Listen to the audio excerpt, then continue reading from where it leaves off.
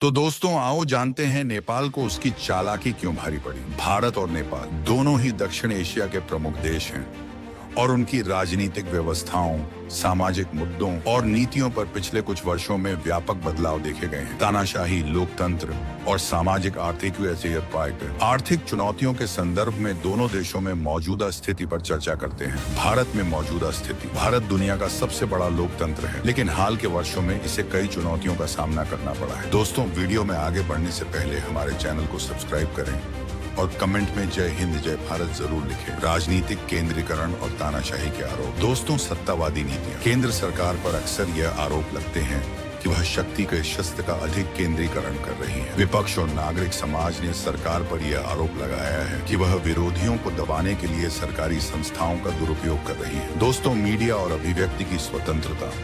भारत में पत्रकारों और मीडिया पर बढ़ते दबाव की आलोचना की गई है। प्रेस की स्वतंत्रता पर प्रतिबंधों और मीडिया को नियंत्रित करने के प्रयासों के कारण देश की लोकतांत्रिक छवि को चोट पहुंची है। विरोध प्रदर्शनों का दमन। नागरिकता संशोधन अधिनियम CAA और किसानों के आंदोलन जैसे मुद्दों पर सरकार के रुख की आलोचना हुई है। विरोध प्रदर्शनों को दबाने के लिए पुलिस बल और कड़े कानूनों का इस्तेमाल किया गया। सामाजिक मुद्दे। दोस्तों, धार्मिक ध्रुवीकरण। हिंदू मुस्लिम मुद्दों पर बढ़ते विवादों ने सामाजिक सौहार्द को प्रभावित किया है। आर्थिक असमानता।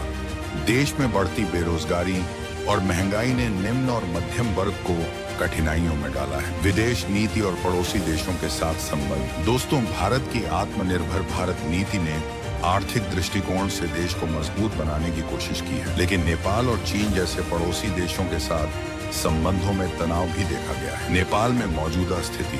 दोस्तों, नेपाल एक लोकतांत्रिक गणराज्य होने के बावजूद राजनीतिक अस्थिरता और सत्तावादी प्रवृत्तियों का सामना कर रहा है। राजनीतिक अस्थिरता। दोस्तों, नेपाल में राजनीतिक नेतृत्व बार बार बदलता रहा है। यह अस्थिरता विकास परियोजनाओं और आर्थिक नीतियों को प्रभावित करती है। दोस्तों, संविधान और संघीयता। 2015 में लागू किए गए संविधान के बावजूद देश के भीतर संघीय ढांचे को पूरी तरह से स्थापित करने में कठिनाई हो रही है। चीन और भारत के साथ संबंध। दोस्तों, चीन का प्रभाव। नेपाल में चीन की बढ़ती भूमिका को लेकर भारत ने चिंता जताई है। चीन ने नेपाल में आधारभूत संरचना परियोजनाओं और निवेश के माध्यम से अपने प्रभाव को बढ़ाया है। दोस्तों, भारत नेपाल संबंध।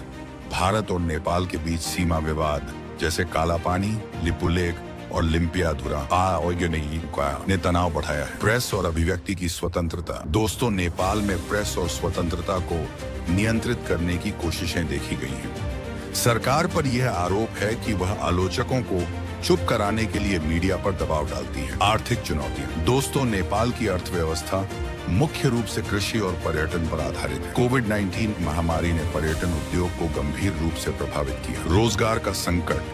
बड़ी संख्या में नेपाली युवा रोजगार की तलाश में विदेशों में जा रहे हैं। दोस्तों, तानाशाही और लोकतंत्र पर चर्चा। दोनों देशों में लोकतंत्र को मजबूत करने की जरूरत है। हालांकि लोकतांत्रिक प्रक्रियाओं को कमजोर करने वाले तत्व जैसे कि सत्ता का केंद्रीकरण, असहमति का दमन। दोस्तों, मीडिया की स्वतंत्रता का अभाव, इन पर काम करना आवश्यक है। क्षेत्रीय सहयोग और आगे का रास्ता। दोस्तों, भारत नेपाल संबंधों का पुनर्निर्माण।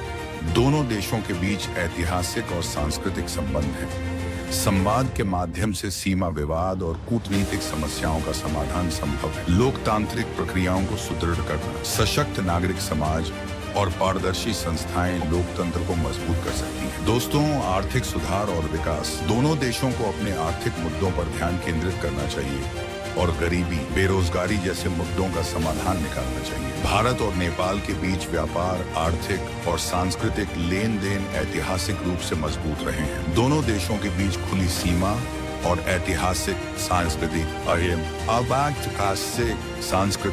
धार्मिक तथा भौगोलिक संबंधों ने इनके आपसी लेन देन को मजबूती दी है। नीचे भारत नेपाल के बीच विभिन्न क्षेत्रों में लेन देन की प्रमुख बातें दी गई हैं। व्यापारिक लेन देन। भारत नेपाल का सबसे बड़ा व्यापारिक भागीदार है। आयात और निर्यात। नेपाल द्वारा भारत से आयात पेट्रोलियम उत्पाद, इलेक्ट्रॉनिक सामान, दवाइयाँ, खाद्य सामग्री, मशीनरी और वाहनों के पुर्जे। भारत द्वारा नेपाल से आयात जड़ी बूटियाँ, कृषि उत्पाद, चाय, अदरक, मसाले, हस्तशिल्प, हाइड्रो पावर। हालांकि यह क्षेत्र अभी संभावनाओं में है। व्यापार समझौते 1550 की भारत नेपाल शांति और मित्रता संधि के तहत दोनों देशों के बीच व्यापार को बढ़ावा मिला। 1996 में दोनों देशों ने व्यापार और पारगमन संधि पर हस्ताक्षर किए, जिससे नेपाल को भारत के बंदरगाहों तक पहुंच मिली। ऊर्जा और हाइड्रो पावर प्रोजेक्ट्स। नेपाल में हाइड्रो पावर क्षमता बहुत अधिक है और भारत दोस्तों ने इसे विकसित करने में बड़ी भूमिका निभाई है। महाकाली संधि 1996। महाकाली नदी पर जल विद्युत परियोजनाओं के लिए अरुण 3 परियोजना। भारत की SJVN कंपनी द्वारा 900 मेगावाट का प्रोजेक्ट। भारत नेपाल से हाइड्रो पावर खरीदता है, जिससे नेपाल की ऊर्जा निर्यात क्षमता बढ़ रही है। सहयोग और निवेश। भारतीय कंपनियां नेपाल में पनबिजली संयंत्रों और अन्य ऊर्जा परियोजनाओं में निवेश कर रही हैं। दोस्तों, नेपाल के हाइड्रो पावर का भारत के बिजली ग्रिड से जुड़ाव जारी है। पर्यटन और सांस्कृतिक लेन देन। भारत और नेपाल धार्मिक और सांस्कृतिक दृष्टि से गहराई से जुड़े हुए हैं। धार्मिक पर्यटन। भारत से बड़ी संख्या में तीर्थयात्री नेपाल के पशुपतिनाथ मंदिर, लुम्बिनी, गौतम बुद्ध की जन्मभूमि और अन्य धार्मिक स्थलों की यात्रा करते हैं। नेपाल से तीर्थयात्री भारत के काशी, बद्रीनाथ, दातियान और गया जैसे स्थानों पर जाते हैं। आर्थिक लाभ। धार्मिक पर्यटन दोनों देशों के लिए राजस्व का महत्वपूर्ण स्रोत है। श्रम और प्रवासन। दोस्तों, नेपाली प्रवासी श्रमिक। बड़ी संख्या में नेपाली नागरिक भारत में काम करते हैं। इशाम, विशेष रूप से रक्षा बलों, गोरखा रेजिमेंट और अन्य निजी क्षेत्रों में। भारत में नेपाली प्रवासी। साय दमाई आखासी से। नेपाली लोग भारत में काम और शिक्षा के लिए स्वतंत्र रूप से आ जा सकते हैं, जो उनकी आजीविका का एक प्रमुख स्रोत है। वित्तीय लेन देन।